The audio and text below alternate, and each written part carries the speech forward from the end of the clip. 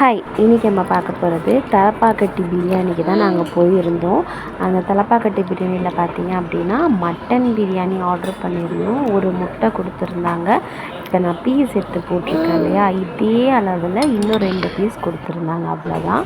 இதோட டேஸ்ட் பார்த்தீங்க அப்படின்னா நம்ம கடையில் கூட வாங்கி சாப்பிட்றலாம் போல், அதாவது தள்ளுவண்டி கடையில் கூட வாங்கி சாப்பிட்றலாம் போல். அதுலேயுமே பீஸ் நிறையவே இருக்கும், டேஸ்ட்டுமே நல்லாவே இருக்கும். பட் இதில் மட்டனோட டேஸ்ட்டுமே இல்லை, மட்டன் பிரியாணியோட டேஸ்ட்டுமே இல்லை.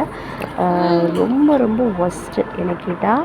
நம்ம கொடுத்த அமௌண்ட்டுக்கு வயிறுமே நிறையில, சாப்பாடுமே நல்லா இல்லை. ஸோ இந்த மாதிரி தலப்பாக்கட்டி பிரியாணி அந்த மாதிரி அந்த பிரியாணி இந்த பிரியாணின்னு சொல்லிட்டு பிராண்ட் பேர் வச்சு புதுசாக ஷாப் ஓப்பன் பண்ணி அதை கொஞ்சம் ஹைலைட்டாக பண்ணி அதை சேல் பண்ணுறதுனால நம்மள மாதிரி இருக்கவங்க போய் அதை நல்லாயிருக்கும் அப்படின்னு நினச்சி போகிறோம். சுத்தமாக இருக்கும், டேஸ்ட்டாக இருக்கும், இதுதான் நம்மளோட உடம்புக்கு ஹெல்த்து அப்படின்னு நினச்சி நம்ம அங்கேருந்து போகிறோம்.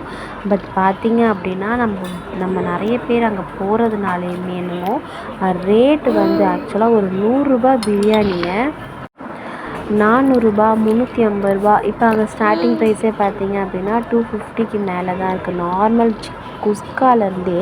ஸோ அந்த மாதிரி இருக்குது. நம்ம அந்த மாதிரி எதிர்பார்த்து போய் கூட நமக்கு ஒரு நல்ல டேஸ்ட் கிடைக்கவே இல்லை.